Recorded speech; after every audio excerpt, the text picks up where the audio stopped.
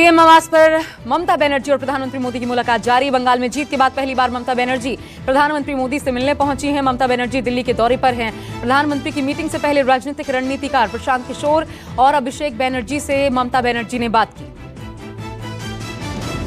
2024 से पहले ममता बनर्जी विपक्ष को एकजुट करना चाहती हैं। 28 जुलाई यानी कि कल ममता ने विपक्ष की बैठक बुलाई है। कांग्रेस, एनसीपी समेत कई विपक्षी दल इस बैठक में शामिल हो सकते हैं। आज भी ममता बनर्जी ने कांग्रेस के वरिष्ठ नेता कमलनाथ के साथ बैठक की।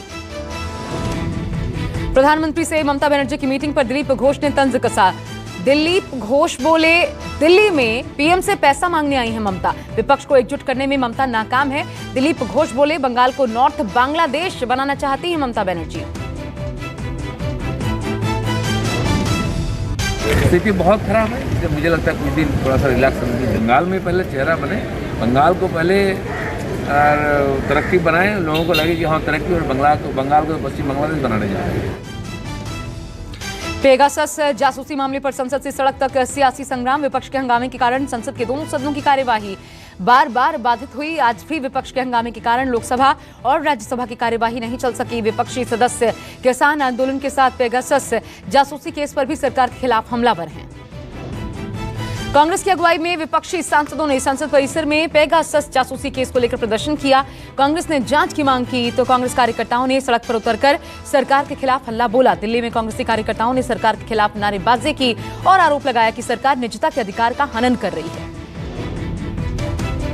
पुलिस ने दिल्ली में प्रदर्शन कर रहे कांग्रेसी कई कार्यकर्ताओं को हिरासत में लिया। सुनहरी बाग रोड पर प्रदर्शन कर कांग्रेसी कार्यकर्ता गृह मंत्री अमित शाह के घर की तरफ बढ़ रहे थे। पुलिस ने रोड को बस लगाकर बंद कर दिया और सबको हिरासत में ले लिया।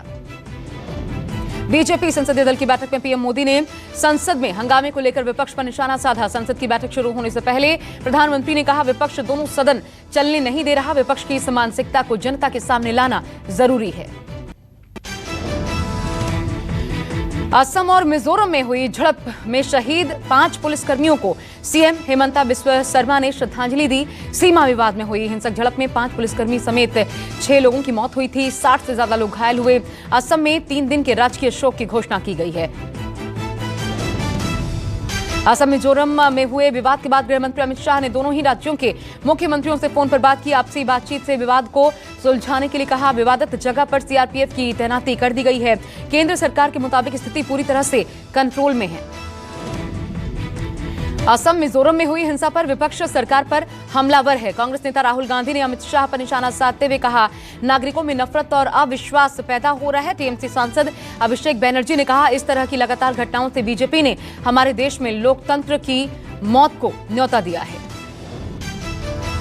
एआईएमआईएम के नेता सुदीन ओवैसी ने मिजोरम असम झड़प पर गृह मंत्री अमित शाह को कटघरे में खड़ा किया। ओवैसी ने ट्वीट करके कहा, गृह मंत्री ने हाल ही में नॉर्थ ईस्ट का दौरा किया था और उनके दौरे के तुरंत बाद इतनी बड़ी घटना कैसे घट गई। ओवैसी बोले, 24 से 25 जुलाई को ही तो शाह ने नॉर्थ ईस्ट में मोदी सरकार की तारीफों के पुल बांधे थे। असम और मिजोरम में आरोप प्रत्यारोप जारी है। हेमंत बिस्वा शर्मा ने मिजोरम पुलिस के जवानों का जश्न मनाते वीडियो शेयर किया। मुख्यमंत्री हेमंता बिस्वा शर्मा ने ट्वीट कर कहा, मिजोरम पुलिस के जवानों ने कैसे कार्रवाई की और मामले को आगे बढ़ाया, दुखद और भयावह।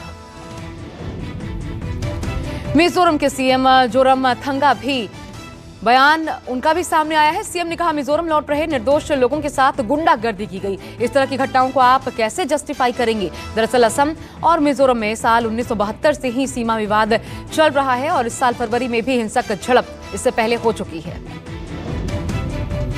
कांग्रेस ने सीमा विवाद पर हुई हिंसक झड़प के मामले में 7 मेंबर्स की कमेटी बना दी है। कमेटी को मामले की रिपोर्ट पार्टी की अंतरिम अध्यक्ष सोनिया गांधी को सौंपना है। कमेटी में सांसद गौरव गोगोई को भी शामिल किया गया है।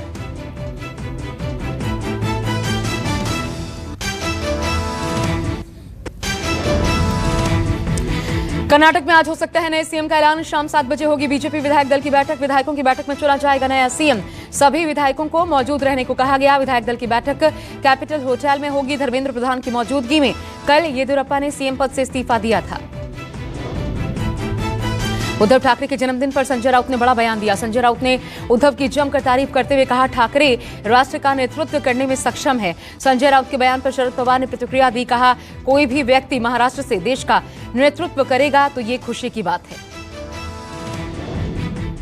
हमें खुशी है कोई भी महाराष्ट्र की कोई भी व्यक्ति नेशनल लेवल पर नेतृत्व करने के लिए आगे आती है, लोगों का समर्थन मिलता है तो हमें दिल्ली एनसीआर में तेज बारिश से लोगों को गर्मी से राहत मिली है। भारी बारिश के चलते कई इलाकों में लेकिन जल जमाव की समस्या भी उत्पन्न हो गई है। दिल्ली के मंडी हाउस, कनॉट प्लेस जनपद पर भी जल भराव देखने को मिला। मौसम विभाग ने अगले 3 से 4 दिनों तक दिल्ली एनसीआर में भारी बारिश का अनुमान जाहिर किया है। साथ ही ऑरेंज अलर्ट भी जारी किया गया है। हरियाणा के गुरुग्राम में भी भारी बारिश होने के चलते कई इलाकों में जल भराव हो गया है। हीरो होंडा चौक पर जल जमाव के कारण लोगों को काफी मुश्किलों का सामना करना पड़ रहा है। सुबह के वक्त गाड़ियों की भी लंबी कतारें देखने को मिली। महाराष्ट्र में बारिश का कहर लगातार जारी है। मौसम विभाग ने अगले 3 दिन तक कोंकण और मध्य महाराष्ट्र में रेड अलर्ट जारी कर दिया है। पिछले दिनों महाराष्ट्र में बाढ़ और लैंडस्लाइड से अब तक 192 लोगों की मौत हो चुकी है, जबकि 45 से ज्यादा लोग अब भी लापता बताए जा रहे हैं। एनडीआरएफ की 25, एसडीआरएफ की 4, तट रक्षक बल की 2, नौसेना की 5 और सेना की 3 टीमें लगातार रेस्क्यू ऑपरेशन में जुटी हैं। मौसम विभाग के मुताबिक उत्तराखंड के 5 जिलों में भारी बारिश की चेतावनी जारी की गई है। अगले 5 दिन बारिश के आसार है। मौसम विभाग ने पिथौरागढ़, बागेश्वर, नैनीताल, पौड़ी, देहरादून के लिए रेड अलर्ट जारी किया है। उत्तराखंड के बाकी जिलों में 29 जुलाई तक भारी बारिश का ऑरेंज अलर्ट जारी किया गया है। कोरोना से जान गंवाने वाले डॉक्टर्स पर दिल्ली के सीएम अरविंद केजरीवाल का बयान। कहा, पद्म अवार्ड के लिए डॉक्टर्स स्वास्थ्य कर्मियों के नाम भेजेंगे। दिल्ली के लोग डॉक्टर्स का नाम हमें ईमेल करें। डॉक्टरों ने दिन रात हम लोगों की जान बचाई। सभी डॉक्टरों का दिल से शुक्रिया। तीसरी लहर की आशंका के बीच अगस्त तक बच्चों की वैक्सीन भी आ सकती है। केंद्रीय स्वास्थ्य मंत्री मनसुख मांडविया के मुताबिक जल्द बच्चों की वैक्सीन आएगी। संसद भवन में हुई भारतीय जनता पार्टी की संसदीय दल की बैठक में स्वास्थ्य मंत्री ने वैक्सीनेशन को लेकर सांसदों को जानकारी दी। देश में कोरोना पर आज राहत की खबर। एक दिन में 30,000 से कम कोरोना के नए मरीज सामने आए। आंकड़ों के मुताबिक पिछले 24 घंटे में कोरोना के 29,689 नए मरीज, 415 लोगों की मौत। देश में कोरोना वैक्सीनेशन का आंकड़ा 44 करोड़ के पार पहुंचा। कल वैक्सीन की 57 लाख से ज्यादा लोगों को डोज लगाई गई।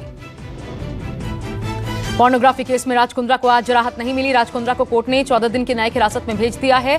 पुलिस रिमांड खत्म होने के बाद राज कुंद्रा को किला कोर्ट में पेश किया गया था। पेशी के बाद कोर्ट ने कुंद्रा को जेल भेजा। बांदीपोरा में मारे गए 3 आतंकियों के बाद सुरक्षा बलों का बड़े स्तर पर सर्च अभियान जारी है। लगातार चौथे दिन भी आतंकी ठिकानों की तलाश में जुटी है सेना। जम्मू कश्मीर पुलिस के अलावा सेना के जवान और पैरामिलिट्री फोर्स सर्च ऑपरेशन में जुटी है। मरीन के मार्कोस कमांडो भी आतंकियों की तलाश में जुटे हैं। दिल्ली के पालम एक्सटेंशन में 65 साल के एक शख्स की बेरहमी से गोली मारकर हत्या कर दी गई। हत्या के बाद से आरोपी पड़ोसी फरार है। पुलिस के मुताबिक मृतक का पड़ोसियों से विवाद था। फिलहाल पुलिस आरोपी की तलाश में जुटी है।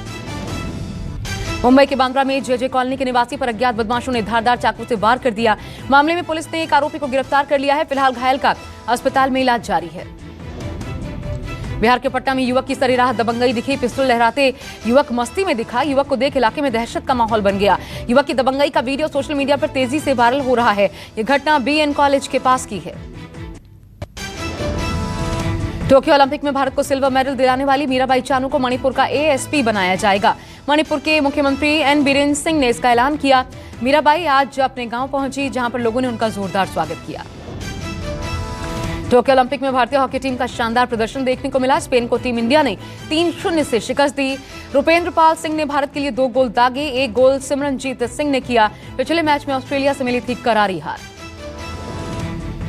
भारत की बॉक्सर लवलीना बोरगोहेन ने टोक्यो ओलंपिक में 69 किलोग्राम भार वर्ग में क्वार्टर फाइनल में अपनी जगह पक्की कर ली है। मुकाबले में उन्होंने जर्मनी की नेदिन को 3-2 से हरा दिया। 30 जुलाई को क्वार्टर फाइनल में लवलीना का मुकाबला चीनी ताइपे की नियान चिन से होगा।